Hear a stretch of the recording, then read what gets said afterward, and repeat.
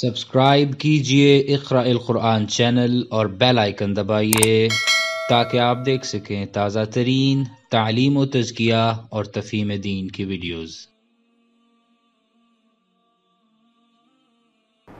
इन्नल हम्दुलिल्लाह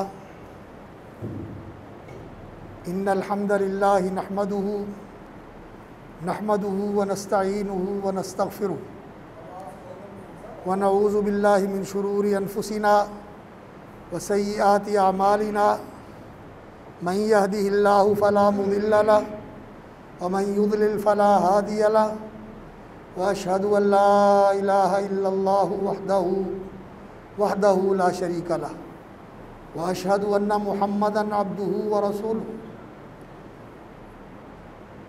अम्मा बादु फ़इन्न खैरल हदीसी किताबुल्लाह व खैरल हदी हदी मुहम्मद सल्लल्लाहु अलैहि वसल्लम व शर्रल उमूरि मुहदसातुहा व कुल्ल मुहदसतिन बिदअह व कुल्ल बिदअतिन ज़लालह व कुल्ल ज़लालतिन फ़िन्नार।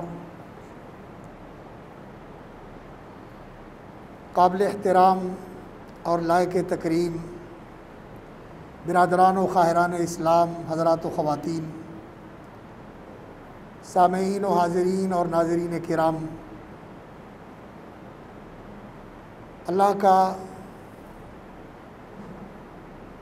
करोड़ हा करोड़ शुक्र और एहसान है कि अल्लाह रब्बुल इज़्ज़त ने हमें इंसान बनाया, इस्लाम की हिदायत बख्शी और आज हम ज़िंदा हैं और अल्लाह रब्बुल इज़्ज़त ने हमें आफ़ियत नसीब फरमाई है। अल्लाह ही के लिए सब तारीफ़ें हैं। फ़लहुल हम्दु अव्वलन व आखिरा व लहुल हम्दु ज़ाहिरन व बातिना।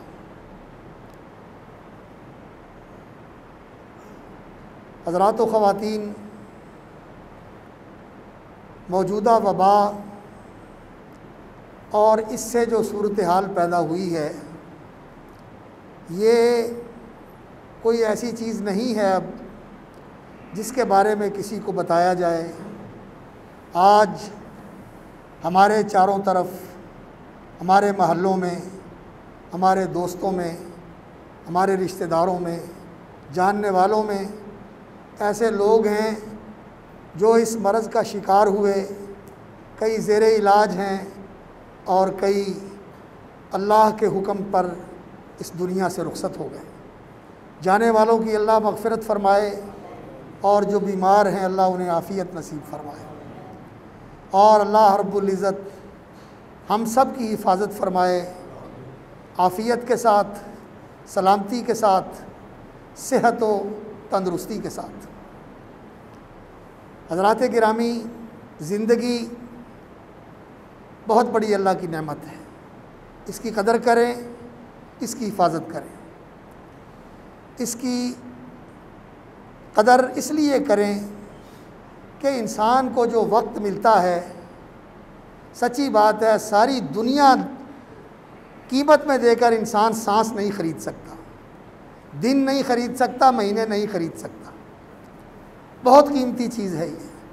इस ज़िंदगी की हिफाजत कीजिए, इसको महफूज रखिए, अपनी ज़िंदगी भी और दूसरों की ज़िंदगी भी। अपने आप को भी महफूज रखें, अपने घर वालों को भी महफूज रखें और अपने दोस्तों और अहबाब को और अपने साथ रहने वाले दूसरे इंसानों को भी महफूज रखें। कोई ऐसा काम न करें जो आपके लिए, आपके प्यारों के लिए या दूसरे मुसलमानों के लिए नुकसानदेह। ये इस्लाम है। मुसलमान वो है जिसके हाथ से और जिसके मुंह ज़ुबान से दूसरे मुसलमान महफूज रहें। इस्लाम की जो तालीम है, मिन लिसानिही व यदिही, मुँह से कोई चीज़ दूसरे के लिए नुकसानदेह पैदा हो जाए तो मैं इसमें मुजरिम हूँ। अगर कोई इसमें कोताही करता है तो वो इसमें कसूरवार है। इसलिए जो एहतियाती तदबीर है, मास्क पहनना और फासला रखना और परहेज़ करना, ये ऐन इस्लाम का तकाज़ा है, ऐन इस्लाम का तकाज़ा है। इसलिए किसी भूल में नहीं रहना चाहिए, किसी गलत फहमी में नहीं रहना चाहिए। जो लोग वाक़अतन कन्फर्म है कि इस मरज़ से मुतासर हुए हैं, उनको तो बिल्कुल अलग थलग हो जाना चाहिए और उनका इलाज करना चाहिए और उनसे भागना नहीं चाहिए। एहतियात के साथ उनकी तीमारदारी, उनकी खिदमत और उनका इलाज मुआलजा ये करना फ़र्ज़ है। उन्हें संभालना चाहिए, उन्हें मरने के लिए छोड़ नहीं देना चाहिए, इस यकीन के साथ कि हमने परहेज़ करना है, एहतियाती तदाबीर को अख्तियार करना है और हमारा अल्लाह के ऊपर भरोसा है और हमारा यकीन और अक़ीदा ये है कि लन युसीबना इल्ला मा कतब अल्लाहु लना, हमें पहुँचेगी वही चीज़ जो अल्लाह ने हमारे लिए लिखी है और हमारा हिफाजत फरमाने वाला अल्लाह है, उसी के ऊपर भरोसा है। असबाब सारे अख्तियार करके भरोसा फिर अल्लाह के ऊपर रखना, ना तो सिर्फ़ असबाब को अख्तियार करके ये मुतमईन हो जाना कि अब मैंने असबाब अख्तियार कर लिए हैं, ये भी गलत बात है। ये असबाब परस्ती है, ये शिरक की तरफ ले जाती है। और असबाब को छोड़कर ये कहना कि मेरा अल्लाह के ऊपर भरोसा है, ये नादानी और नासमझी है, ये दीन नहीं है, ये बेअक्ली की बात है। नबी सल्लल्लाहु अलैहि वसल्लम ने इसकी तालीम नहीं दी और ना अल्लाह रब्बुल इज़्ज़त ने कुरान में इसकी तालीम दी है। सीधी सी बात है, हम ज़मीन से खेती उगा के अनाज चाहते हैं तो पानी भी देंगे, ज़मीन को सैराब भी करेंगे और ज़मीन को हल चला के तैयार भी करेंगे, फिर उसमें खेती डालेंगे, बीज डालेंगे और उससे फसल लेंगे। और ऐसे ही आदमी जाके फेंक दे और कहे कि ज़मीन उगा देगी, ऐसे तो नहीं होता। और कुछ करे ही ना तो ऐसे ही कहे ज़मीन उगा दे, तो नहीं होता। इसलिए असबाब को अख्तियार करना और फिर अल्लाह के ऊपर भरोसा करना, ये दीन है। ज़िंदगी की हिफाजत कीजिए। और दूसरी बात यह है कि असबाब जो अख्तियार करते हैं अपनी जगह पर ज़रूरी हैं, इनकी अहमियत है, लेकिन इससे भी बढ़कर जिस चीज़ की अहमियत है वो दुआ है, वो अल्लाह के सामने इल्तिजा है, उसके सामने गिड़गिड़ाना है, उसको मनाना है। वो नाराज़ है, वो नाराज़ है हमारे करतूतों की वजह से, हमारे रवैयों की वजह से। आज इन हालात के अंदर भी हम देखते हैं कि लोग पत्थर दिल हैं, लोग पैसे बनाने के चक्कर में हैं, किसी मरीज़ पे किसी को तरस नहीं आता। जो मरीज़ों की ज़रूरत है उन दवाइयों के पैसे बढ़ाने में लोग लगे हुए हैं कि हम पैसे खींच लें। जो 500 की और 1000 की चीज़ थी 10,000 तक पहुंच गई। जो चीज़ 15 रुपये किलो होती थी 700 रुपये और 1000 रुपये किलो तक पहुंच गई। ये इंसानियत है, ये मुसलमानी है, ये दीनदारी है। अफसोस होता है खुदा की कसम, जो गैर मुस्लिम हैं उनके अंदर ये अखलाक हैं कि ऐसे मौके पर वो लोग इन चीज़ों को मुफ्त पेश कर देते हैं, सड़कों के ऊपर रख देते हैं। और हम इतने बखील और इतने मफाद परस्त हुए हैं कि हमारे दिल नहीं पसीजते। जनाजे उठा के भी हमारे दिलों के ऊपर असर नहीं होता।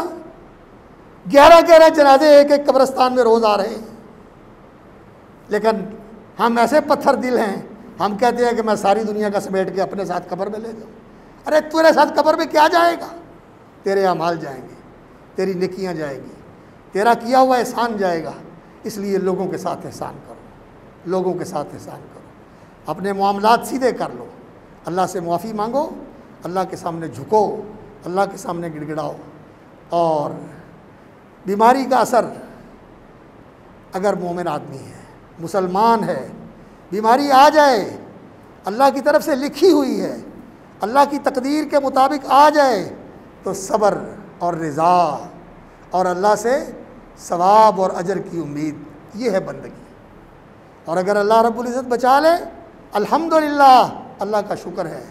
और अगर अल्लाह रब्बुल इज़्ज़त उस बीमारी में मुब्तला करके दुनिया से ले जाए, फिर भी अल्हम्दुलिल्लाह, बंदगी इसी का नाम है। मुसलमान आदमी अगर बीमार हो के फौत होता है तो अल्लाह के रसूल सल्लल्लाहु अलैहि वसल्लम ने फरमाया, बीमारी के अंदर मुसलमान जब मुब्तला होता है और अल्लाह की तारीफ़ करता है, अल्लाह की रज़ा पे राज़ी रहता है, तो वह गुनाहों से ऐसे पाक हो जाता है जैसे माँ के पेट से उसने जन्म लिया। मोमिन के लिए गुनाहों का कफ़ारा है और दूसरों के लिए जो ईमानदार नहीं है उनके लिए उनके अमाल की सज़ा है। इसलिए बीमारी अल्लाह से मांगनी नहीं चाहिए, अल्लाह से आफ़ियत मांगनी चाहिए। ईमान के बाद सबसे बड़ी नेमत अल्लाह रब्बुल इज़्ज़त की ये है कि अल्लाह ताला इंसान को आफ़ियत नसीब फरमाए। अल्लाह से आफ़ियत मांगे, अपने लिए, दूसरों के लिए, और ख़ास तौर पे दूसरों के लिए हिफाजत की, आफ़ियत की, तंदुरुस्ती की दुआ मांगें। फ़रिश्ते कहते हैं कि जो तू उसके लिए मांग रहा है अल्लाह तुझे भी दे। तेरी दुआ में फ़रिश्ते शरीक हो जाते हैं और ये दुआ कबूल होती है। और ऐसे मौके पर जब अपनों का, अल्लाह अकबर, फ़िराक़ हो जाता है, अल्लाह का हुक्म आया हम में से किसी भाई को, किसी दोस्त को, किसी साथी को, किसी प्यारे को अल्लाह ने बुला लिया, अपने पास ले गया, तो हमें सब्र करना है, सब्र करना है। और क्या कहना है? इन्ना लिल्लाह, हम सब अल्लाह के हैं, हम अल्लाह के हैं। वो लाया तो हम आ गए थे, वो ले जाए तो हम चले जाएंगे। अपनी खुशी ना आए ना अपनी खुशी गए। वो लाया, आ गए, वो ले गया, चले गए। हम उसके बंदे हैं और उसकी रज़ा पे राज़ी हैं। और अल्लाह के फ़ैसले, हिकमत के फ़ैसले, रहमत के फ़ैसले और अल्लाह रब्बुल इज़्ज़त के फ़ैसले, अदल के फ़ैसले, दिल में कोई मलाल नहीं होना चाहिए। और जाने वाले के लिए बख्शिश की दुआ, पसमानदगान के लिए सब्र और अजर की दुआ, और ज़ुबान पे कंट्रोल रखना है, मुंह से कोई ऐसा कलमा नहीं निकालना। ये बंदगी है। और इस बंदगी के, इस ज़िंदगी के अंदर ये बंदगी के जो मराहिल हैं, सब्र और शुक्र, रज़ा और तस्लीम, अल्लाह ताला आज़माता है बंदे को। आज ये जो वबाई सूरत हाल है, इस बीमारी की कैफियत है, ये इंसान के सब्र और रज़ा और इंसान की तस्लीम और इंसान के इन हालात के अंदर अल्लाह की रज़ा पे राज़ी रहने का इम्तिहान है। हम अल्लाह से आफ़ियत मांगते हैं, सलामती मांगते हैं, अल्लाह की हिफाजत चाहते हैं। ऐ अल्लाह तो हमें अपनी हिफाजत में रख। और उलमा की कदर कीजिए। उलमा हमारे मुआशरे का बहुत कीमती तबका है, इनके साथ दीन महफूज है, इनके जाने से दीन मिट जाता है। अल्लाह उलमा की हिफाजत फरमाए, दीन के खादमों की हिफाजत फरमाए, और बीमारों के साथ अच्छा सलूक करें, उनसे भागे नहीं, उनकी तीमारदारी करें तहफ़्फ़ुज़ के साथ, उनकी भी हिफाजत, अपनी भी हिफाजत। इसके लिए जो तिब्बी हिदायत हैं उनके ऊपर अमल पैरा हों और कोशिश करें घर में इलाज करें। और हस्पतालों में जाने से बचें, इसलिए कि वहाँ सहूलतें नहीं हैं, वहाँ हालात ऐसे हैं कि सहूलतें नहीं हैं, तो इसलिए घर में इलाज कर लें। और अल्लाह रब्बुल इज़्ज़त के जो रसूल ने इलाज बताया है, दुआएं, इल्तिजाएं, सूरत फातिहा पढ़ना, पिछली तीनों सूरतें पढ़ना और सदका करना, सदका करना, सदका करना, ये मर्ज़ के इलाज के लिए बहुत ही मुअस्सर चीज़ है। तो अल्लाह रब्बुल इज़्ज़त से दुआ है अल्लाह ताला हमारी हिफाजत फरमाए और अल्लाह ताला हमारा ईमान और दीन भी महफूज रखे और हमारी ज़िंदगी और सेहत भी महफूज रखे, हमारे प्यारों की हिफाजत फरमाए और जो हमारे प्यारे चले गए अल्लाह उनकी मग़फ़िरत फरमाए। सुब्हान रब्बिका रब्बिल इज़्ज़ति अम्मा यसिफ़ून व सलामुन अलल मुरसलीन वल्हम्दुलिल्लाहि रब्बिल आलमीन।